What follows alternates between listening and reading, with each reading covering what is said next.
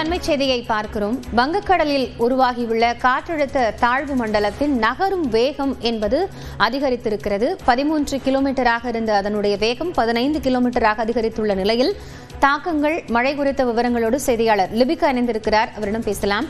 லிபிகா, இப்போ இந்த காற்றழுத்த தாழ்வு மண்டலத்தோட வேகம் அதிகரிச்சிருக்கிறதுனால என்னென்ன பாதிப்புகளோ விளைவுகளோ இருக்கும்? மழை குறித்த நிலவரம் எப்படி இருக்கும்?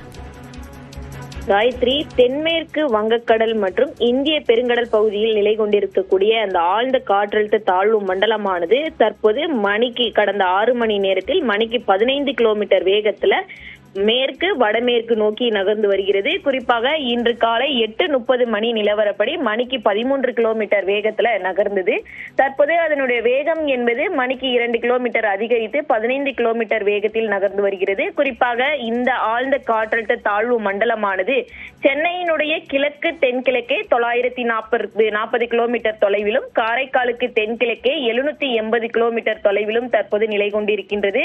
குறிப்பாக இது இன்று அடுத்த 36 மணி நேரத்தை பொறுத்தவரை தென்மேற்கு வங்கக்கடலினுடைய மேற்கு வடமேற்கு நோக்கி நகர்ந்து நாளை மாலை அல்லது இரவு நேரங்கள்ல ஹம்மன்பேட்டை மற்றும் மட்டக்களப்பிற்கு இடையே இலங்கை கடற்கரையை ஒட்டி கடக்க வாய்ப்பிருப்பதாக வானிலை ஆய்வு மையம் தெரிவித்திருக்கின்றது. குறிப்பாக ஆழ்ந்த காற்றழுத்த தாழ்வு மண்டலமாகவே கரையை கடக்கும் என வானிலை ஆய்வு மையம் தெரிவித்திருக்கக்கூடிய நிலையில் தமிழகத்தை பொறுத்தவரை டெல்டா மாவட்டங்கள் மற்றும் வடகடலோர மாவட்டங்களுக்கு நாளை மறுநாள் அடுத்த 11ஆம் தேதி ஆகிய 3 நாட்களுக்கும் ஓரிரு இடங்களில் மிக கனமழைக்கான எச்சரிக்கை என்பது விடுக்கப்பட்டிருக்கின்றது. குறிப்பாக இது சென்னையில் இருந்து 940 கிலோமீட்டர் தொலைவில் இருப்பதன் காரணமாக தற்போது வடகடலோர மாவட்டங்களுக்கு நாளை முதல் கனமழைக்கான வாய்ப்பு என்பது தற்போது தெரிவிக்கப்பட்டிருக்கின்றது. காயத்ரி, நன்றி லிபிகா, இது குறித்த தற்போதைய தகவல்களுக்கு.